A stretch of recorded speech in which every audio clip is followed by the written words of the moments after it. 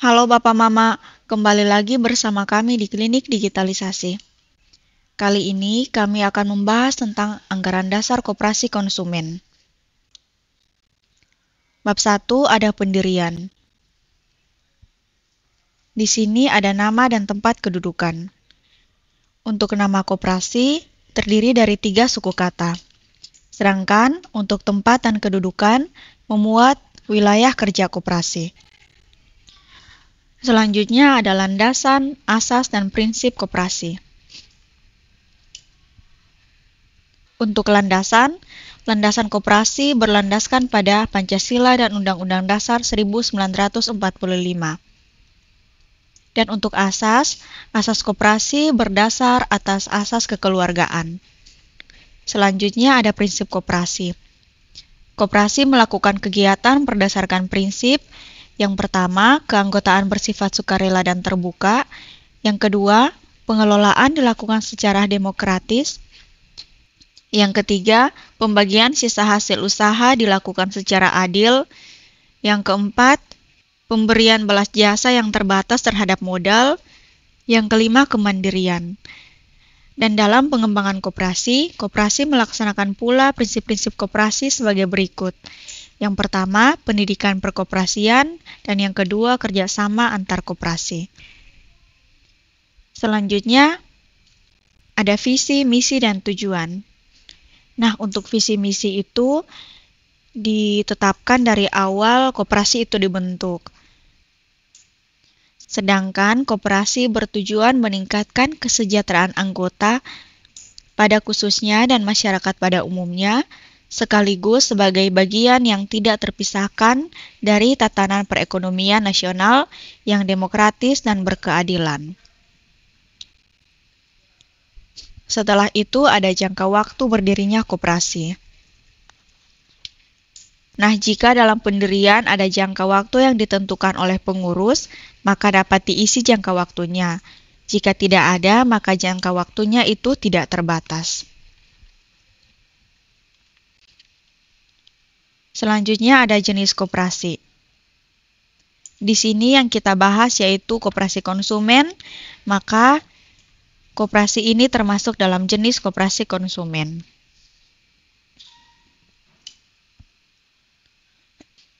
Bab 2 ada keanggotaan. Anggota koperasi merupakan pemilik sekaligus pengguna jasa koperasi.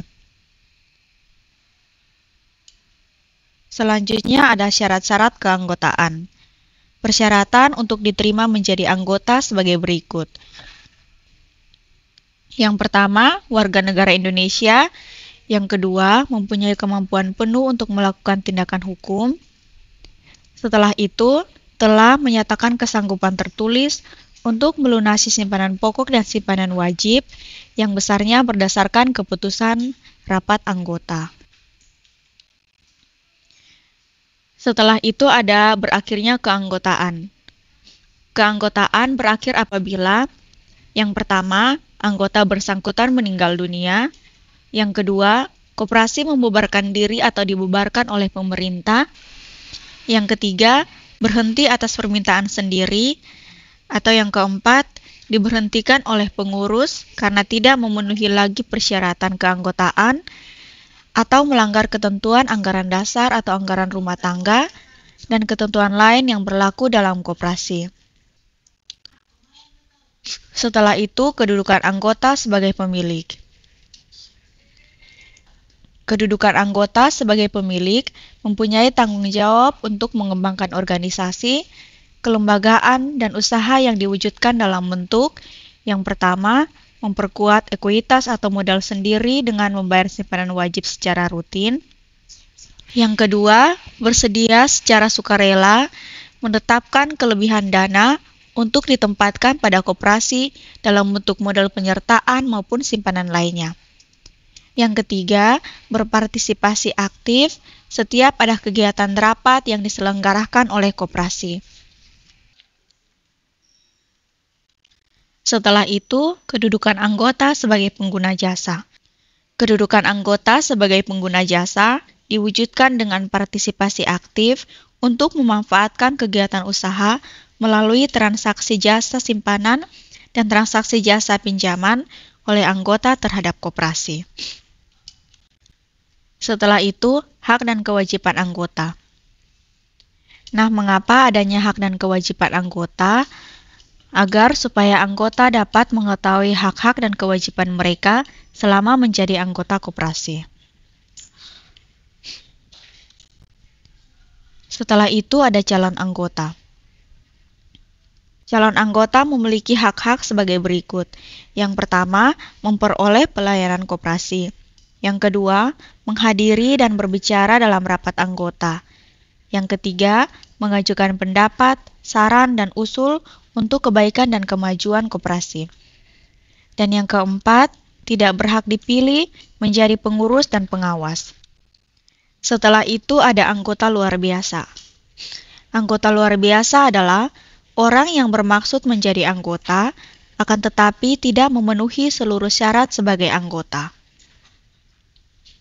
Setiap anggota luar biasa mempunyai hak sebagai berikut. Yang pertama, memperoleh pelayanan koperasi. Yang kedua, menghadiri dan berbicara dalam rapat anggota. Yang ketiga, mengajukan pendapat, saran dan usul untuk kebaikan dan kemajuan koperasi. Dan yang keempat, tidak berhak dipilih menjadi pengurus dan pengawas. Setelah itu ada modal koperasi. Modal koperasi terdiri dari modal sendiri dan modal pinjaman. Modal sendiri itu ada simpanan pokok, simpanan wajib, dana cadangan, dan hibah. Sedangkan modal pinjaman dapat berasal dari yang pertama anggota, yang kedua koperasi lain atau anggotanya, yang ketiga bank dan lembaga keuangan lainnya, yang keempat penerbitan obligasi dan surat hutang lainnya, dan yang kelima sumber lain yang sah. Nah, bab 4 ada alat kelembagaan organisasi. Yang pertama ada rapat anggota. Rapat anggota merupakan pemegang kekuasaan tertinggi dalam koperasi. Nah, dalam rapat anggota terdiri dari rapat anggota dan rapat anggota luar biasa. Setelah itu ada pengurus. Pengurus dipilih dari dan oleh anggota dalam rapat anggota. Syarat-syarat untuk dipilih menjadi pengurus adalah: yang pertama, mampu melaksanakan perbuatan hukum. Yang kedua, jujur dan berdedikasi terhadap koperasi. Yang ketiga, memiliki kemampuan mengelola usaha jasa yang dilaksanakan oleh koperasi. Yang keempat, antara pengurus tidak mempunyai hubungan keluarga sedara dan semenda sampai derajat ketiga. Setelah itu ada pengawas. Pengawas dipilih dari dan oleh anggota pada rapat anggota. Yang dapat dipilih menjadi pengawas adalah anggota yang memenuhi syarat sebagai berikut. Yang pertama, mempunyai pengetahuan tentang perkoperasian, pengawasan, dan akuntansi. Yang kedua, memiliki keterampilan kerja dan wawasan di bidang usaha jasa. Yang ketiga, jujur dan berdedikasi terhadap koperasi.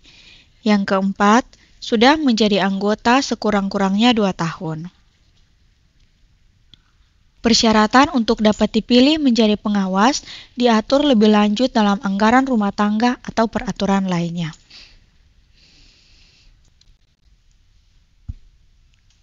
Nah, bab 5 ada pengendalian atau pengawasan.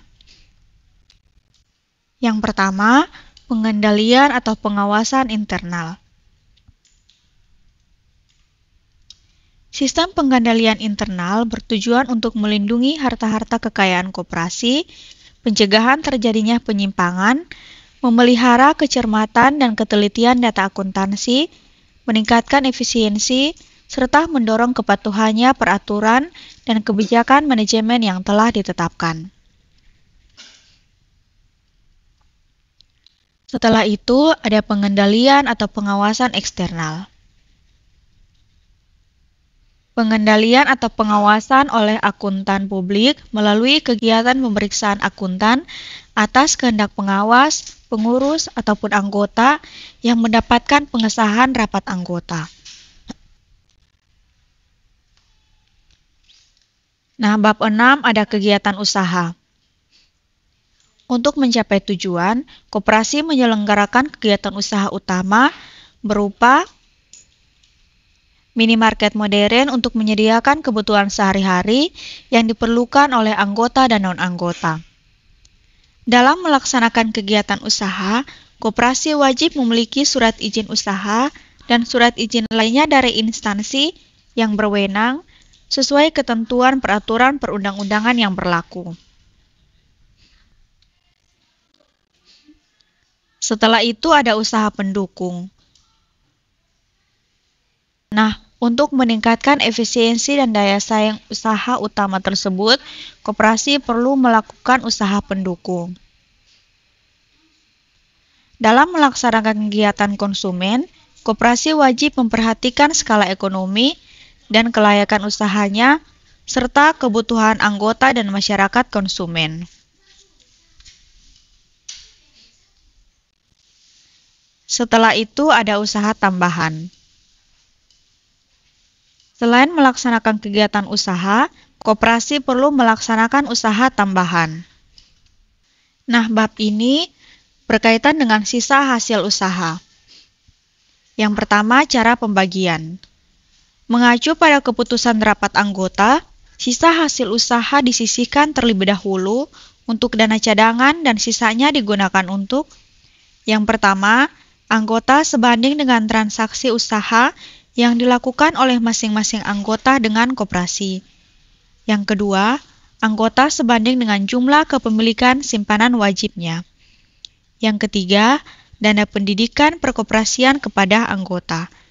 Yang keempat, pengurus, pengawas, dan karyawan. Yang kelima, penggunaan lain yang ditetapkan dalam rapat anggota. Selanjutnya ada defisit hasil usaha.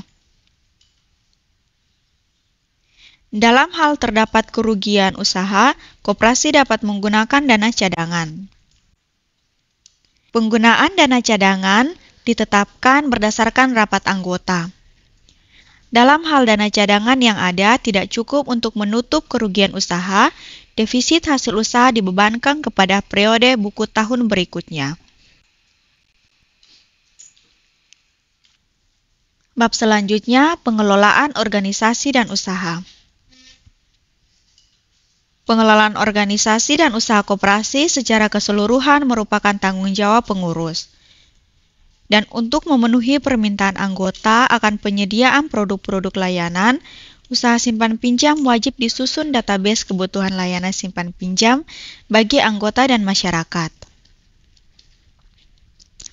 Selanjutnya, persyaratan, tugas, kewajiban, hak, wewenang, pengangkatan, dan pemberhentian manajer atau pengelola diatur lebih lanjut dalam anggaran rumah tangga atau peraturan lainnya. Bab 9 ada pembukuan koperasi. Tahun buku koperasi dimulai tanggal 1 Januari dan berakhir sampai dengan 31 Desember dan pada akhir bulan Desember tiap-tiap akhir tahun pembukuan koperasi ditutup. Koperasi wajib menyelenggarakan pencatatan, pembukuan, dan penyajian laporan keuangan sesuai standar akuntansi keuangan dan prinsip akuntansi yang berlaku umum di Indonesia. Ketentuan peraturan lebih lanjut mengenai isi, bentuk, susunan laporan keuangan pertanggungjawaban pengurus, dan pelaksanaan audit diatur lebih lanjut dalam anggaran rumah tangga atau peraturan lainnya. Bab 10 ada penggabungan dan peleburan. Untuk keperluan pengembangan dan efisiensi, satu koperasi atau lebih dapat menggabungkan diri dengan koperasi lain. Setelah itu, beberapa koperasi dapat meleburkan diri untuk membentuk suatu koperasi baru. Sebelum dilakukan penggabungan atau peleburan, pengawas dan pengurus masing-masing koperasi Wajib memperhatikan yang pertama, kepentingan anggota, yang kedua, kepentingan karyawan, yang ketiga, kepentingan kreditor, dan yang keempat, pihak ketiga lainnya. Selanjutnya, akibat hukum yang ditimbulkan oleh penggabungan atau peliburan menjadi yang pertama, hak dan kewajiban koperasi yang digabungkan atau dilebur beralih pada koperasi hasil penggabungan atau peleburan. Yang kedua, anggota koperasi yang digabung atau dilebur menjadi anggota koperasi hasil penggabungan dan peleburan. Di bab selanjutnya ada pembubaran, penyelesaian, dan hapusnya status badan hukum. Yang pertama ada pembubaran. Pembubaran koperasi dapat dilakukan berdasarkan yang pertama, keputusan rapat anggota, yang kedua, jangka waktu berdirinya telah berakhir, yang ketiga, keputusan menteri. Selanjutnya ada penyelesaian. Untuk penyelesaian terhadap pembubaran koperasi harus dibentuk tim penyelesaian. Setelah itu, tim penyelesaian untuk penyelesaian terhadap pembubaran koperasi berdasarkan keputusan rapat anggota ditunjuk oleh rapat anggota.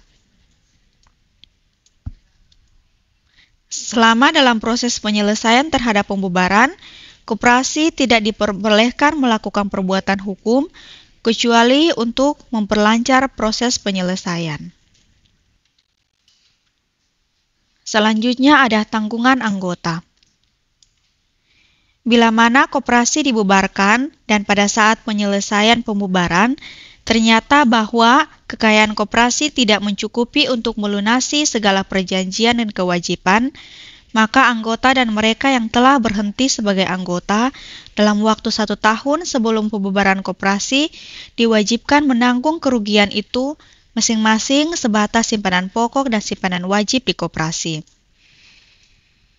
Segala persoalan mengenai penentuan tindakan atau kejadian yang menyebabkan kerugian diselesaikan menurut hukum yang berlaku. Selanjutnya, hapusnya status badan hukum. Status badan hukum koperasi hapus sejak tanggal pengumuman pembubaran koperasi dalam Berita Negara Republik Indonesia. Di bab selanjutnya ada sanksi. Apabila anggota, pengawas, dan pengurus melanggar ketentuan anggaran dasar atau anggaran rumah tangga dan peraturan lainnya yang berlaku di koperasi, dikenakan sanksi sebagai berikut. Yang pertama, peringatan lisan. Yang kedua, peringatan tertulis. Yang ketiga, dipecat dari keanggotaan atau jabatannya. Yang keempat, diberhentikan bukan atas kemauan sendiri. Dan yang kelima, diajukan ke pengadilan. Di bab selanjutnya ada ketentuan penutup. Koperasi wajib menyelesaikan penyusunan anggaran rumah tangga selambat-lambatnya 1 tahun setelah koperasi itu berdiri. Koperasi wajib melengkapi peraturan-peraturan internal sebagai bagian dari sistem pengendalian internal. Selanjutnya ada anggaran rumah tangga dan peraturan khusus. Rapat anggota menetapkan anggaran rumah tangga atau peraturan lainnya yang memuat peraturan pelaksanaan berdasarkan ketentuan anggaran dasar koperasi dan tidak bertentangan dengan anggaran dasar ini. Nah, Bapak Mama, ini adalah cara penyusunan anggaran dasar koperasi konsumen secara umum. Bapak Mama bisa menambahkan sesuai dengan kebutuhan koperasi masing-masing. Untuk contoh anggaran dasarnya, Bapak Mama dapat mendownload pada link deskripsi YouTube ini. Jika Bapak Mama menyukai video ini, jangan lupa like, share, dan komen. Terima kasih.